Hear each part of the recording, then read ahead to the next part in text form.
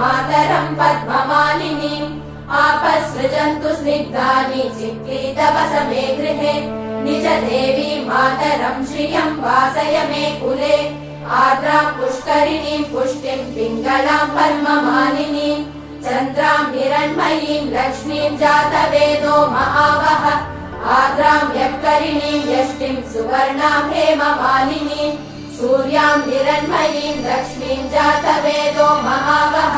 ताम् महावः जातवेदो लक्ष्मीमनपगामिनीम्